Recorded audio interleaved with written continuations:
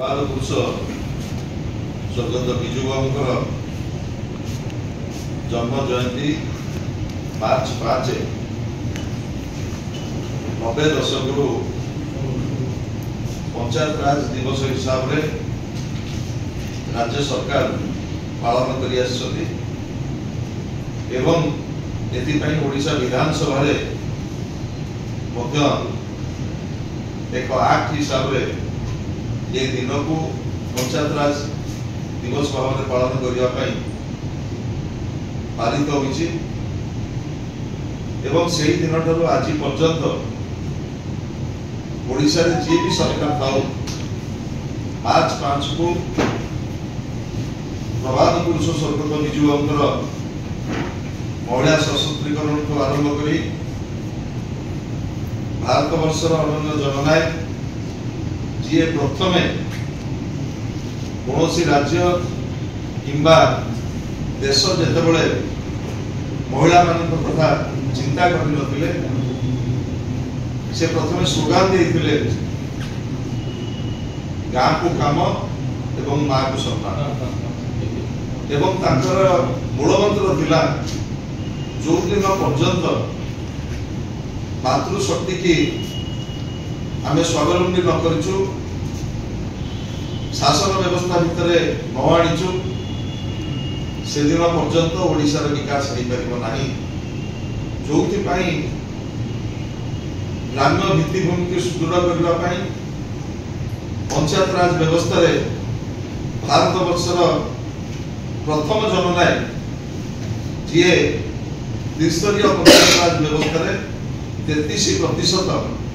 महिला को संरक्षण होगापी प्रथम ऐतिहासिक निष्पत्ति लेते ये निष्पत्ति की परवर्ती समय विभिन्न राज्य ग्रहण कर देश ग्रहण कर परवर्ती समय जितेबले नवीन बाबू राज्यर दायित्व नेले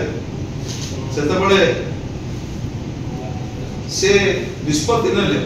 जे गोटे घरे गोटे पुरुषर जी अधिकार अच्छी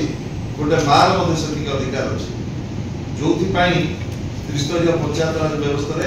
50% महिला को स्थान संरक्षण केवल नुह एवं भारत वर्ष किभली भाव में विधानसभा एवं पार्लियामेंट रे महिला स्वतंत्र रिजर्वेशन विजु जनता दल एवं यार नेता पूर्वतन मुख्यमंत्री विरोधी दल नेता श्री नवीन पट्टनायक भारत वर्षर गणतांत्रिक इतिहास सर्वाग्रे रही किंतु दुर्भाग्यर कथा आउ 48 घंटार अवधि रहिला मार्च 5 जो दिन ये जाति जन्म देइतिला से महापुरुष को जी भारत वर्षर केवल अगस्ट विप्लवर योद्धा नथिले तीनोटी देशर स्वाधीनता आंदोलन में जी जीवन को तिल तिल दग्ध करते ओडिशा को नवनिर्माण भूमिका एवं पंचायत राज व्यवस्था महिला प्रति जो अवदान स्मरण करी यही दिवस को पंचायत राज दिवस हिसाब से जितेबाला राज्य सरकार पालन करने कथा किंतु दुर्भाग्यर कथा एपर्यंत डबल इंजिन सरकार कौन निष्पत्ति नहीं ना आउ 48 घंटा पर से प्रभात पुरुष को किभली भाव में सम्मान दिया आमे तथापि आशा रखुचु नवनिर्वाचित सरकार निश्चित भाव में ये बाबद तुरंत पदक्षेप ने मार्च 5 को विजु बाबूर जन्म जयंती को पंचायत राज दिवस हिसाब से तुरंत घोषणा करी गणतांत्रिक